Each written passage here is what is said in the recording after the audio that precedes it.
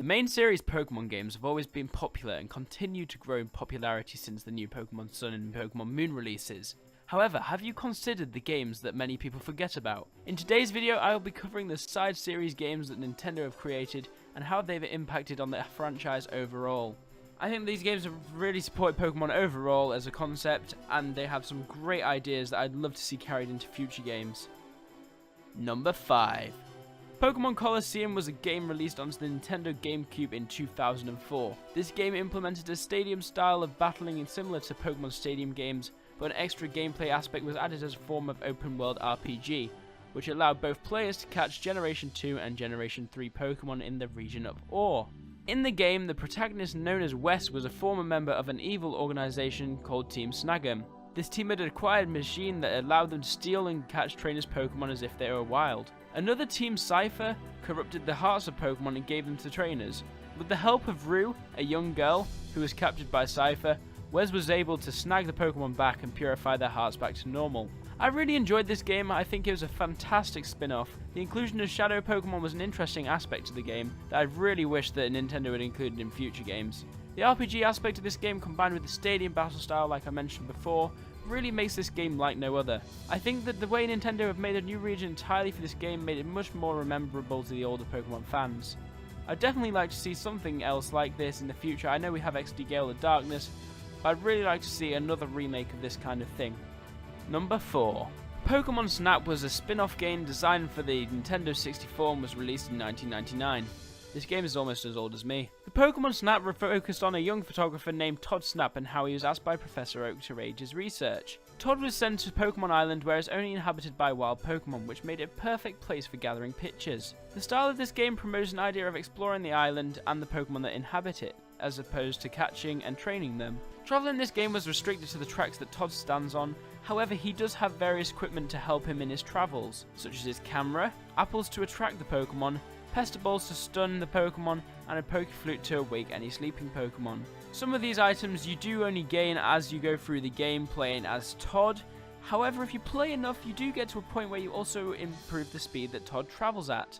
I really enjoyed this game when it came out on the Wii as WiiWare, as I was way too young to experience the N64 version. However, even though I've only played the WiiWare version, I would highly recommend taking some time out of your day to play this fun-filled spin-off version and explore the Pokemon Island. Number 3. Pokemon Ranger was a spin-off dedicated to a more RPG style of collecting Pokemon. However, the aim of Ranger was to protect Pokemon rather than battle and catch them. The unique way of capturing a Pokemon was a really inventive way of changing the mechanics of traditional Pokemon games. When playing Pokemon Ranger, you begin as a student ranger. However, once you graduate, you are promoted to an area ranger. After a whole adventurous gameplay mode, you can find yourself being promoted yet again, but instead to a top ranger, which gives access to more privileges in the game. Pokemon Rangers use capture stylers to calm and control any wild Pokemon to restore balances to the ecological system. I think this is a really unique way to replace the concurrent Pokeballs throughout the main series. The role in which you play in the Ranger series is much more advanced than a simple trainer. Instead, you are in a role of justice, protecting Pokemon from criminals and poachers. Rangers tend to only have one Pokemon, which is known as their partner, and is by their side at all times. Instead of going into a battle with other Pokemon, the Ranger's partner powers up the capture styler to aid the Ranger's capturing energy. This is commonly known as Poke Assist and can be activated by a Ranger absorbing the wild Pokemon's energy, which can then give the styler extra abilities dependent on the type of caught Pokemon. I think this game was such a successful spin-off series, and I'd love to see more games like this produced in the future. I remember I used to play Ranger for hours until I lost my game cartridge.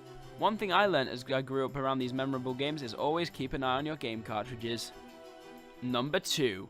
Pokemon Mystery Dungeon is a game dedicated to a more turn-based grid RPG, using a world in which Pokemon have built up in a society. In the original Mystery Dungeon's Red and Blue rescue team, you find yourself washed onto a beach with no recollection of what happened. You then have to discover who you were and where you came from. This really adds the storyline aspect to the game, which is much more exciting than the other main series games. I knew I couldn't put this game down and put so much time and emotion into building my team that honestly I really recommend this game. In Mystery Dungeon games, the size of your party is limited to 4 members, and 3 in Super Mystery Dungeon, rather than the supposed 6 in the mainstream games. The player is allowed to freely control their Pokemon character in the way they want to, and eventually other Pokemon they have befriended on the team. The way that the team members move and react can be changed, which presents the game to a more strategic approach, which I really loved. It was like a game of chess almost. Many of the games in the series grew harder as you passed through more dungeons and tasks. However, 2 of my favourite features of these games were in fact 1, you could revisit previous dungeons to complete tasks and find more items. And the other one was that when you started the game, you took place in a personality test to determine your aura and your Pokemon. I really love this feature as it made it much more personal to me and made the game feel so much more real. Number 1. Pokemon Go is a game developed by Niantic for all mobile devices. This immersive game was intended to be a location-based augmented reality game. The game utilizes the device GPS to locate, battle, and capture virtual Pokemon. These Pokemon appear across the world in different locations depending on environment and factors such as day-night cycles. The Pokemon appears on the screen of the mobile and uses the camera to place it into the world, which makes it seem like it's really in there in person. I really like this aspect of it, and I really think that actually, if we took this further, it could really develop into something more interesting. When Pokemon Go was initially released, it gained a huge popularity because it was so different, with both new and old trainers far and wide. I think this was a really important move for Nintendo, however I think they screwed it up with the technical issues that developed.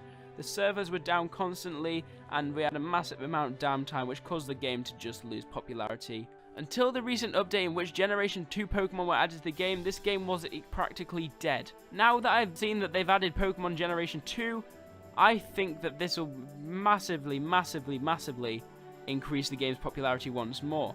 I hope that Niantic continues to support this game and really make it something worthwhile. I think the fact that this game uses augmented reality really makes it much more evolved than previous games that Pokemon have developed. And I think with today's technology we could see this develop further with things such as, potential camera glasses, implementing it into a screen on our glasses. We could potentially see them as we look around the world. Thanks for watching this video. If you have any spin-offs that you would consider for this list, I'd love to hear them from you. Leave a comment down below and I may do a part 2 of this video. Be sure to leave a like and subscribe, and I will see you next time.